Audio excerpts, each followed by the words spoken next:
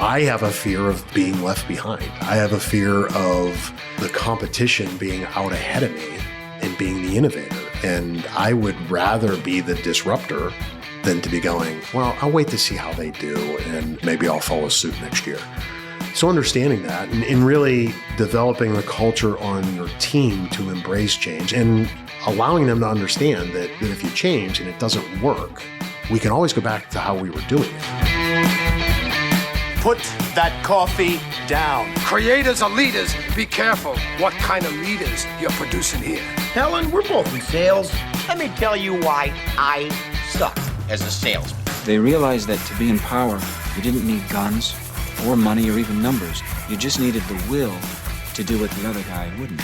I'm not leaving. The show goes on.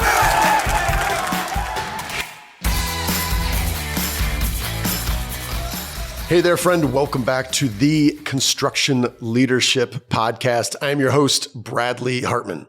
This episode is brought to you by Paradigm Estimate, a technology-driven takeoff service that gives you the speed, accuracy, and consistency it takes to win more bids. Spend less time on tedious takeoffs and more time on what counts the most, growing your business.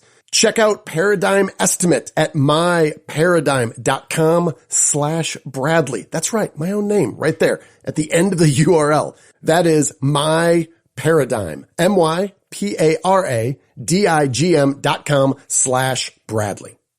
I'm excited to share with you my conversation today with Mr. Matt Semonik. He is a former U.S. Marine Corps platoon leader. We talk about some of the leadership principles and some of the tactics used in the Marine Corps that really influence his leadership today. And he's currently the Chief Executive Officer of Arnold Lumber in the great yet tiny state of Rhode Island. In this episode, we cover a lot of territory. We talk about some lean principles. Matt is a Six Sigma black belt, so he knows a lot about lean. He's trained other people on lean, how to identify waste. We talk about analytics. We talk generally about change management, how to drive a sense of urgency, on how to initiate change in your organization faster.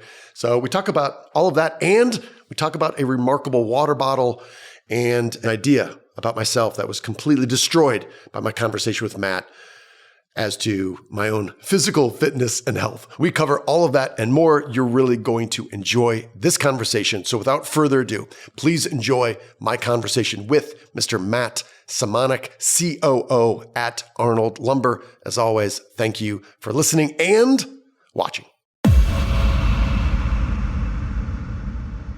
Mr. Matt Semonik, COO, Chief Operating Officer at Arnold Lumber. Welcome to the show. Thanks for having me, Bradley. I want to jump right in. Let's talk about your experience in the Marine Corps. What led to that decision to join it? Maybe some of the leadership lessons that you learned there. Sure. Fantastic. The decision really came pretty early on in my life. I was 17, 18 years old when I decided that was the track that I wanted to take.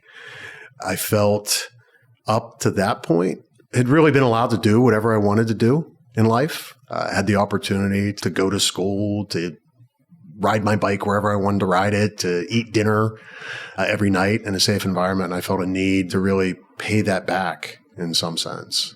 And then there was the desire or the strange adolescent boy need to shoot things and blow things up. Blow things up. Yeah. So place me, where were you? Where did you grow up? What was family life like, circa like sixth grade? Sure. 12 years old. I grew up in Western Pennsylvania. My father worked in the steel industry my entire life. My mother worked for the airlines, very blue collar family. Grandfather grew up in the coal mines. That was kind of the environment. My other grandfather was a carpenter. So I learned that hard work pays off, that work ethic is important to ensure that your family is successful. So I was surrounded by that and surrounded by a big family. My mother was the oldest of 9. I was the oldest grandchild of 23. Okay. And that's just on one side of the family. So a lot of family gatherings and a lot of gathering around the TV to watch Steeler games or Penguins hockey games. Sounds terrible, but understand what you're saying. So just a great life. It was provided a lot to me. So as you think about how you lead yourself and lead your team, are there a couple principles or fundamentals beyond hard work that I think you think of Western Pennsylvania, kind of the history and the culture of that going back to like the late 1800s, certainly understand that hard work gene. But as you think about your time in the military with the Marine Corps, are there still principles and things that shaped who you are now that you use every day? Absolutely. I think one of the biggest things that the Marine Corps instills in you is the importance of loyalty, the importance of knowing your team and knowing what actually drives your team, knowing yourself and the constant need to seek self-improvement, and then really how to build trust in a team. And I think a lot of that has shaped really everything that I've done after I exited the Marine Corps in 2001.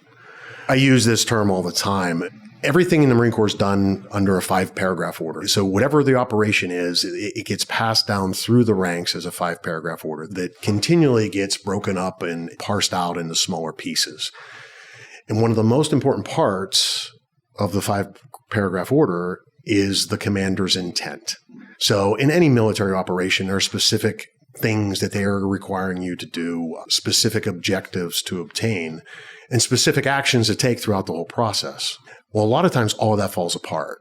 But if you know the commander's intent, if you know what the end state is supposed to be at the end, anybody on the team can drive the team to get to that result. And I think that's utterly important when you look at teams in business, when you look at sales teams, when you look at operations teams. Ensuring that everybody on the team understands what the end goal is and why that's important is instrumental of hitting that goal. Absolutely. What might that look like? This idea of kind of commander's intent, which is, I'm assuming in battle, the old quote from Mike Tyson is that everyone's got a strategy until you get punched in the face. If all that goes to hell and you're like, well, hey, I remember Matt was really clear about the end state. What might that look like, or an example within Arnold Lumber? Use a great example, understanding what's important for the customer, that this is what the customer needs. So if the forklift operator, the counter salesperson, the inside salesperson understands why the customer needs it or why it's important that the customer gets it when the customer wants to get it, then they'll be more apt to do it and make sure that it happens. And we have to trust our people. We have to, if they know what the end state is, you then communicate that to them. And in most cases, step out of the way, allow them to do it. And in most cases, you're really surprised at how well they do.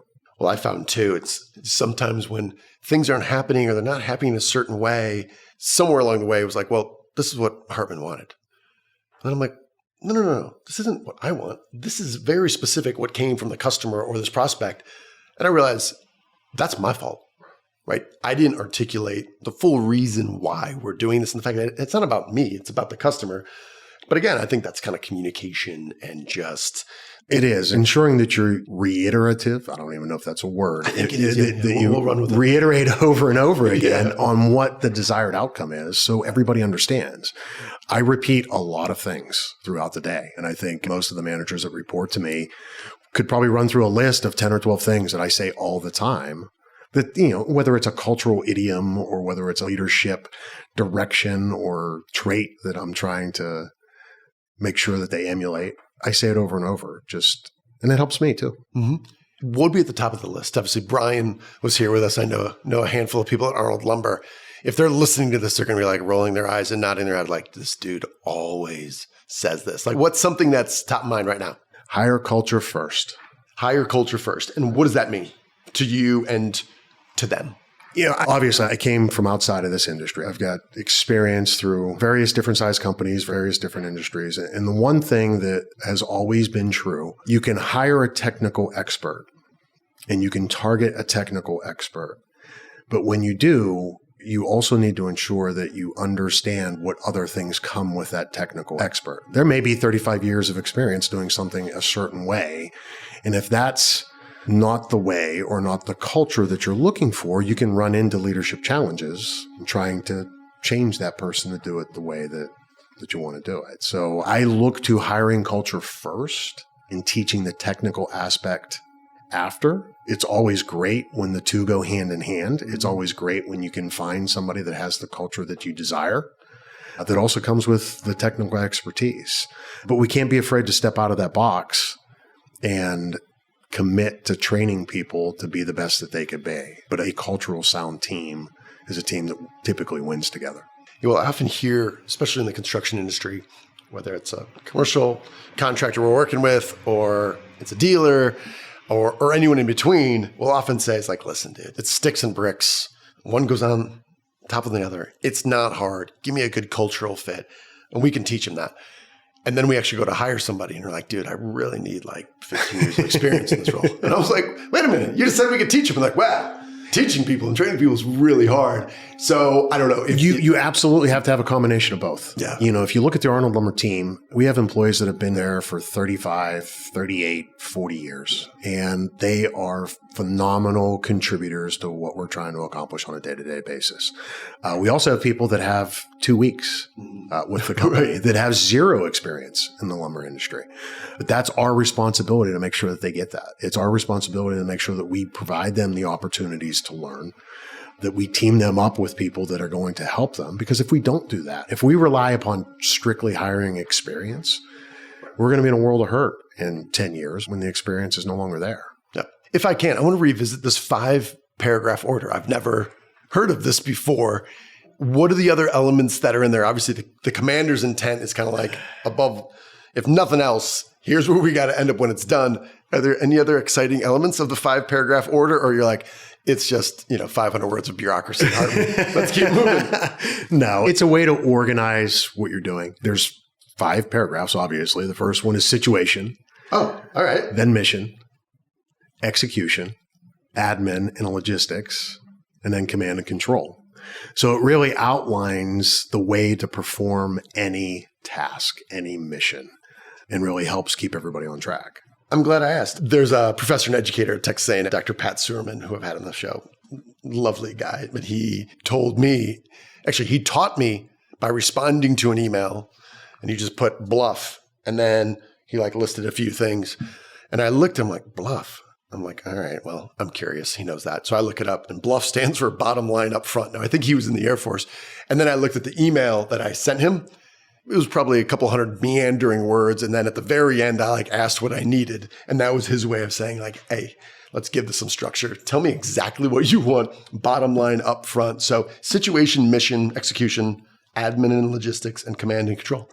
I've never heard of this before. I like it. It's interesting. Maybe just transition just a little bit away from that. You spent a lot of time. You are a Six Sigma black belt. Yes.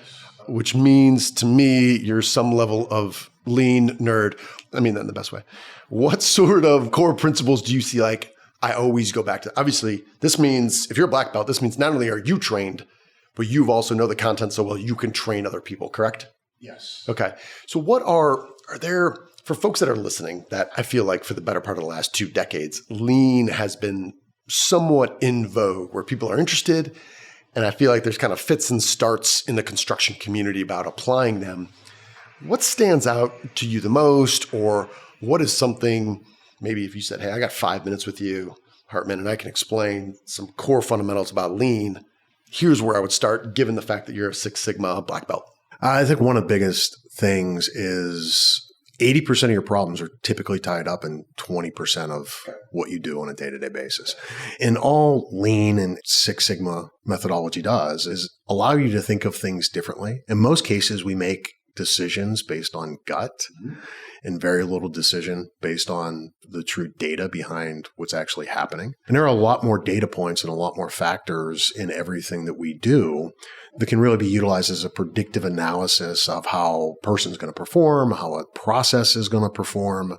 So really, it's an opportunity to take a step back, look at a situation or a process as a whole, look at the inputs of what actually goes into that process. And it's typically 2 or 3 of those inputs that are driving 80% of the issues with the process, and not just be reactionary to everything that takes place. So a lot of times if you take 5 minutes to think about it and look at how things are playing into the specific situation, you can make a more informed decision on what to do next. What might be maybe the first 1, 2, or 3 questions you have? So maybe I'm like, hey man, we got this process. We thought it out. We had a process map. We're doing this. it's not working. Whatever we're doing isn't working. And you come in from the outside, you don't know really any of the details. Is there a hierarchy of questions that you would say, let me ask you this, and then we could start to just understand it, like almost regardless of the actual problem you've got. Does that make sense? Yes. You ask first, where does the process start and where does the process end? What are you trying to get to? What are the steps in between? And with every process we do, we have extraneous steps that just do not add value to what we're currently trying to achieve. And then the biggest, once you have that framework of what that process map actually looks like, then it's really taking a step back and observing the process. Because in most cases, we design a great process. And then after step one, the process goes awry. Whether it's an individual that's doing something differently outside of the process, whether it's a new obstacle of some sort that injected itself, and that could be a new customer, a new piece of equipment, a pothole in the road. It could be anything that causes the process to change. So as you observe the process as you think it is, you then define the process as it actually is, and then you figure out what you need to pull out of that process or add to that process to streamline it to the best of your ability. I often think that one of the biggest obstacles to just stopping and just observing is kind of just the schedule and just feeling like I don't have the time to do that. How do you think about that? Or how would you coach your team to say when you say observe it, what's happening? But that kind of requires you to slow down, withhold judgment, and just watch what's happening. And that's why I think it's so easy for outsiders to come and be like, what's that guy doing? And you're like, oh my gosh, Jimmy, I don't know. I know Jimmy. Jimmy's a great guy. I've been watching him do this every day for 5 years. How do you coach people to do that? Is there any magic, or is it just? There isn't. There's just reiteration. Some of it goes into trust in them ensuring that they trust the leader, that the leader's telling them the right things. And I'll talk to my managers and I'll pull them aside and say, hey, let's go look at this together. And you'll get the pushback. I've got so many things to do today and I'm behind on this. And it's like, well, listen, let's just stop for 5 minutes. Let's go out. Let's take a look on how these trucks are being loaded and some of the things that you can pick up on right away. And it typically works, but I say a lot of just stop, just listen to me for a second. Yeah. And I think my management team will tell you too, I don't have all the answers. I don't claim to. I'm not the best lumber salesman out there. I'm not the best logistics manager out there. I'm not the best inside salesperson. I'm none of those. We hire people and train people and develop people into being the best that they could be. And, it's no different than you're not going to have your punter be the quarterback for the second series of the football game just because you think he needs to. You put the right people in the right spots. So just ensuring that they trust that you're seeing things differently, that you're taking a different perspective to what they typically would is important. Well, I think that phrase is, let's go look at this together. Simple phrase, I'm probably guilty of not saying this often enough. And whether that's with my kids or it's like, go do it, right? I saw something and then I'm coming back and I'm telling somebody to go back and explain that versus let's you and I look at this together. Make sure we are looking at reality together. Understand your point of view, likewise mine, and then we go do something. Well, Bradley, I think that's important because all too often we're only looking at the outputs. Mm-hmm. So we're only looking at what our sales were for the month, what our profit was for the month, what the number of orders that we actually processed. Those are all lagging indicators. Mm-hmm. And it's great, and we need those. But if you're not looking at the process, if you're not spending time with the people that are performing the process and doing it, then you're never going to change what those outputs are. So that time's so much more valuable. And once a manager, a supervisor, or a team lead realizes that and how much more they can drive the end result if they observe the process as a whole and guide people in that, the quicker that you can really change the output. Well, we were together in Denver at the end of 2022. I finished a keynote, largely talking about analytics, but analytics tied to kind of roster construction, how we build stronger teams, how we think about, I think, the inputs and the outputs a little bit differently. You hopped up afterwards and you opened up your laptop and I'm like, you are doing things that 90+% of other people aren't, which led to us being here. How has that process of bringing in analytics to inform decision-making in an industry that largely doesn't have a lot of this. What's that process been like, and what insights might you share with people who are listening that really aren't using a whole lot of analytics at all to really drive decision-making? Like anything that's been around for a while, trying to make that change and trying to inject something new is often a challenge. I made the comment earlier that I'm not the best lumber salesman. What I do need to be is the best salesman for the organization. I need to be able to sell to the people that report to me the vision of where we're going to go, the vision of what we're going to do, the vision of why something is important or not important, to sell them to trust, to join the team, the effort, the process in making it better. So when you start presenting data that's different from what the gut feeling is or the conventional wisdom on something is, there's a lot of selling that goes into that. And, when I looked at things, I had to understand what it actually meant, and understand how that impacted the business to be able to then go to the sales manager and say, hey, we need to take a look at this, and this is why. And be able to explain those data points so he understood how that was actually impacting the business.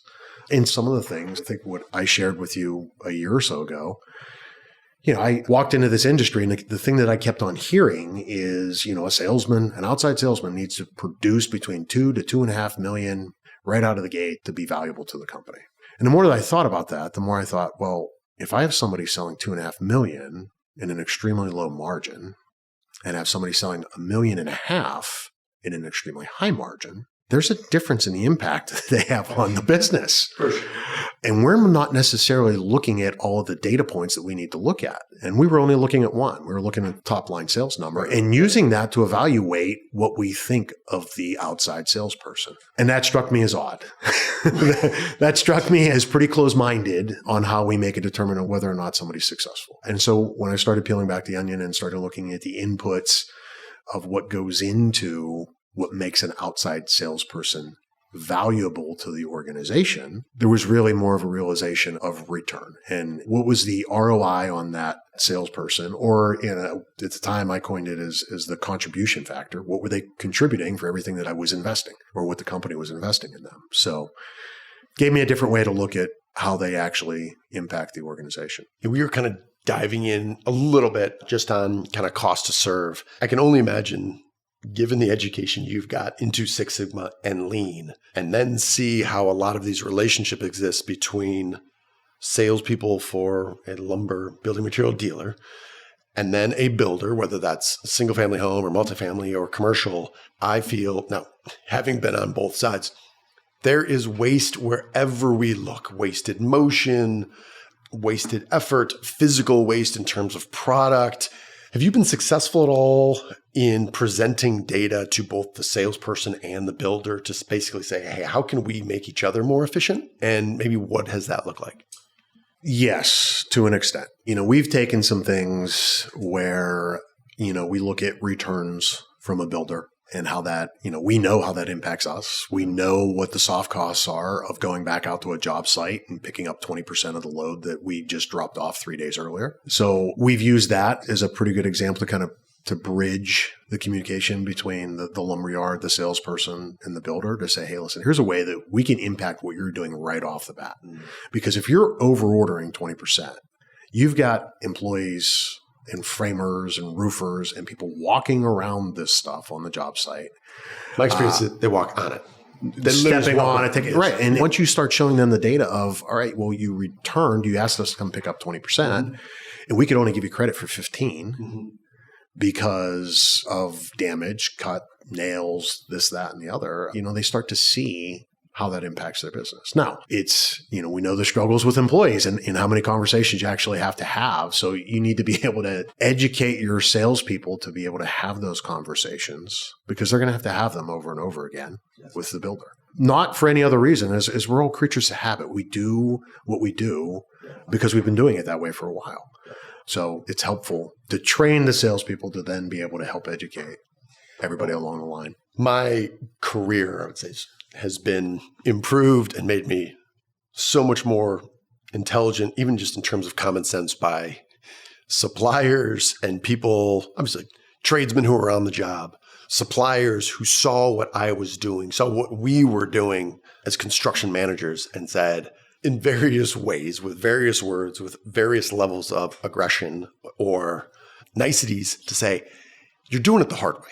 And when you do it the hard way, you're not helping yourself, you're not helping us, and this is just a bad way to build. But I'm like, so many people, and some of these guys were like mentors for 3 weeks. They came to the job site and kind of helped figure out how we can make it better with lighting or paint. But so many of these people made my jobs better.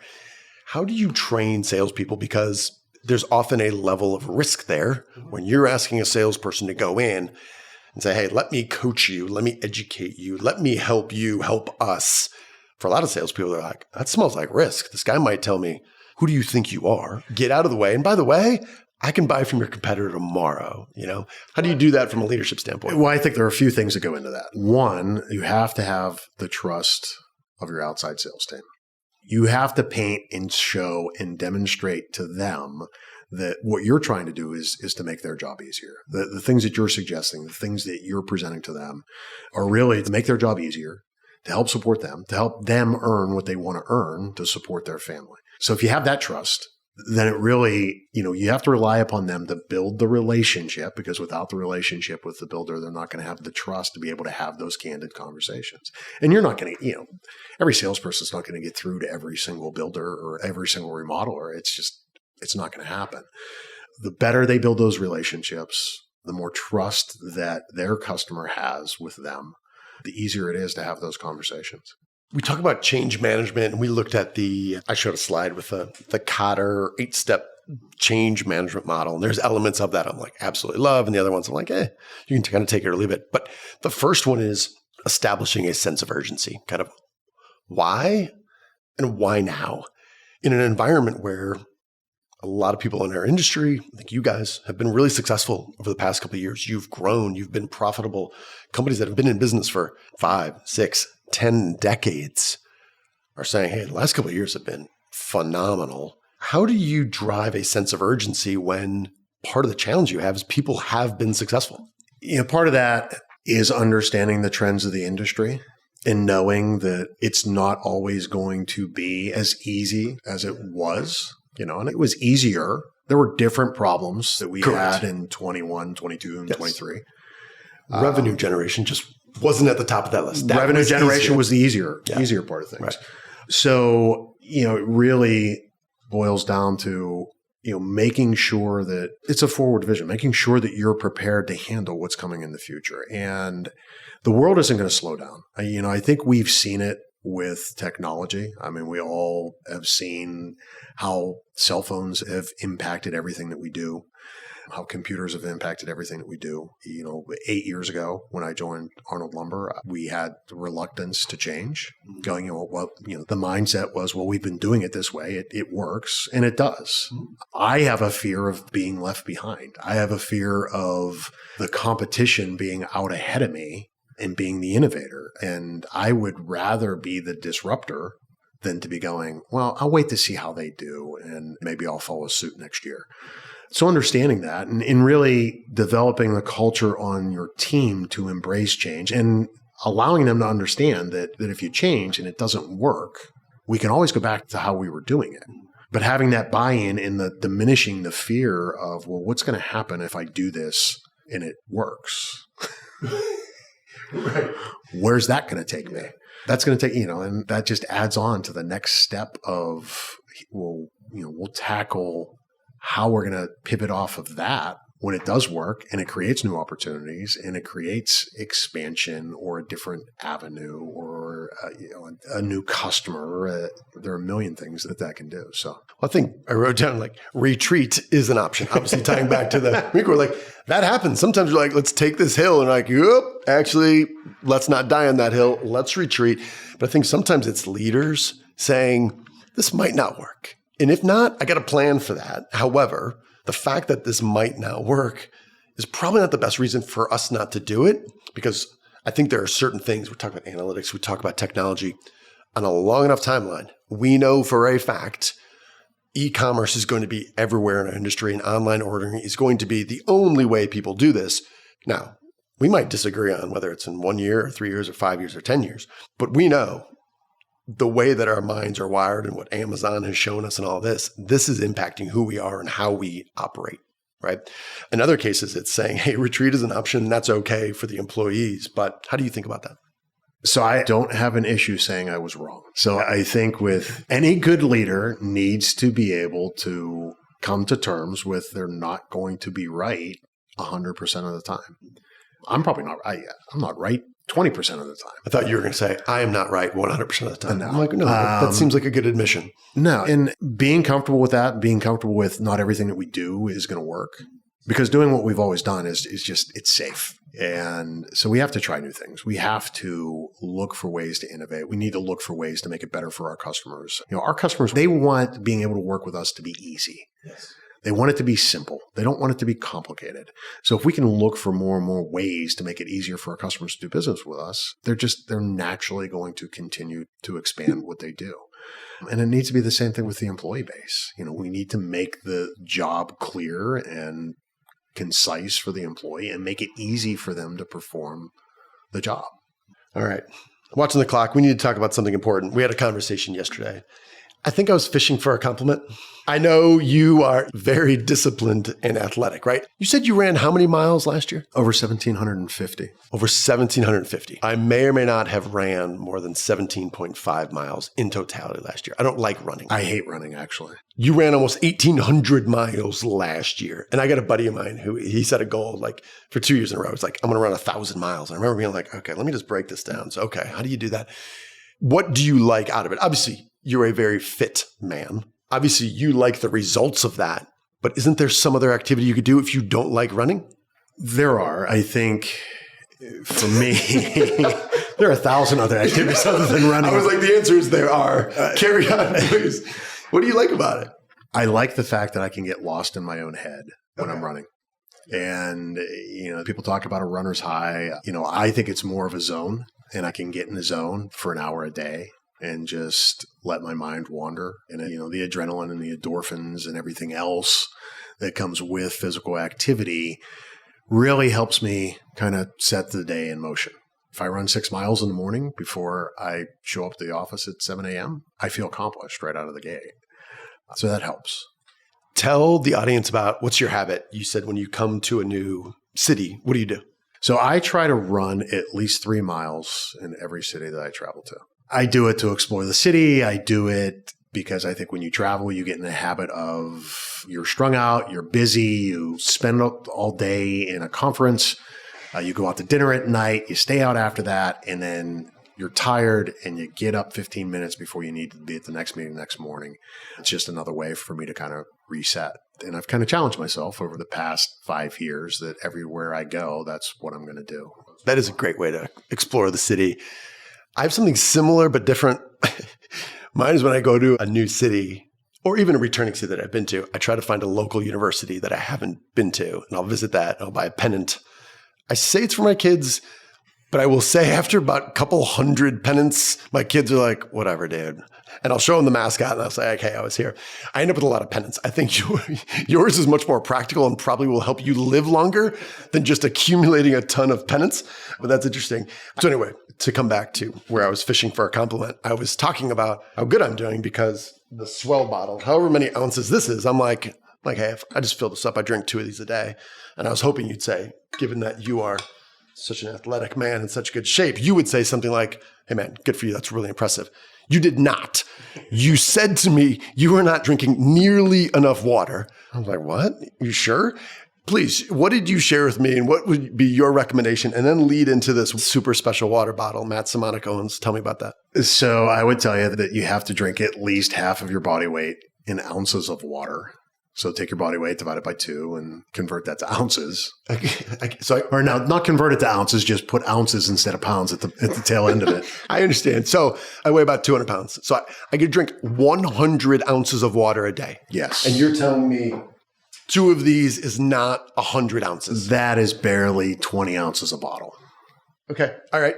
I'm having the same reaction I had literally 24 hours ago when we had this conversation. All right. So how do you get around that? How do you monitor someone who, by the way, how many miles are you going to run this year? Do you have a goal? It'll be over 1,000. It won't be anywhere near. I trained for a marathon last year, so I kind of geared back a little bit this year. Dial it back to 1,000. Sure. Yeah. Good for you, Matt. Okay. So how do you make sure you get enough of your water consumption? So I am a tech geek. I love apps and, home automation, vehicles with all kinds of technology in them. Being that, and my son, who is a naval officer, which you need to be really, really smart to do. To be an infantryman in the Marine Corps, you really don't need to be smart. So he constantly reminds me of how much smarter he is than I am. Didn't think that I was smart enough to know how much water I should be drinking every day. So he bought me a water bottle that actually keeps track of it. And then it will remind me when I haven't drank enough. It will tie to my phone and to the apps that I use when I run, and either increase or decrease the amount of water that I should consume that day. So it's become a competition between myself and my water bottle on making sure that I drink enough water every single day. And what is it called? Hydrate Spark. Hydrate Spark. Okay. You said it was about $60? Yeah, about $60 to $70. Is there a monthly subscription for the app? No, not at all. Gosh. All right. Well, I saw the thing. It like lit up blue or something like that. Was that the water bottle? That's the water bottle telling me I need to drink it. You need to drink it. Exactly. All right. I'm getting older. I'm not going to ask a question about using the washroom more if I'm drinking 100 ounces of water a day. So I'll just have to manage that in my own. I'll get your advice offline. Let me ask you, I'm a book nerd. And is there any book or movie or piece of advice or any sort of medium that is out there that you would recommend to anyone based on the way that it helped your career development and maybe it accelerated or maybe changed the trajectory or anything you could share with the audience as we kind of close out that you think might help them as much as it helped you? So and I'm going to go back to the Marine Corps. There is a Marine Corps manual. It's manual FM1, Warfighting, that really is an outline on leadership. I still have a copy today that, my office at home that I refer to occasionally that really grounds me back to what it means to be a leader, what the expectations are, what leadership traits that you should aspire to obtain and uphold, and what leadership principles that really you should use to guide you. And, every now and then I get off track, and I use that as really the litmus test to go, okay, where really should I be? Where should my mindset be? Which direction should I be heading? What's important for me to do to ensure that my team understands that I'm there to help them be successful, that we're there together as a team to ensure that the company lives on for another 100+ years. So that's my book. I'm assuming the FM is field manual. Field manual, yeah. So why is there 2 FMs? I have no idea. All right. No, I do actually. It's Fleet Marine Field Manual 1. Don't hold me to that specifically. It's been a long time. Check it out. Matt, I think that's a great place to end. Why don't we close out with our leadership mantra? I'm Matt Semonik, COO at Arnold Lumber Company. You are owed nothing. Deliver value first. All right, then, friends, how did that go? Hopefully you enjoyed my conversation with Mr. Matt Semonik. If you did enjoy this episode, please rate and review us on whatever podcast platform you listen to. That means more to us than you know. This episode is brought to you by Paradigm Estimate, a technology-driven takeoff service that gives you the speed, accuracy, and consistency it takes to win more bids. Spend less time on tedious takeoffs and more time on what counts the most, growing your business. Check out Paradigm Estimate at myparadigm.com/Bradley. If you are only listening to this as audio, know that we are also capturing this on video. You can look us up on YouTube to see my conversation with Matt Semonik. You can do that at YouTube by looking up Bradley Hartman & Co. And if you are watching this on video right now, well, make sure you subscribe and don't miss any more clips. Our goal is to make this easier for you to share insights like from Matt with your team and your organization to grow better, faster, more profitably. So thank you for investing your time and attention with me. That's all I've got. Make it a great week.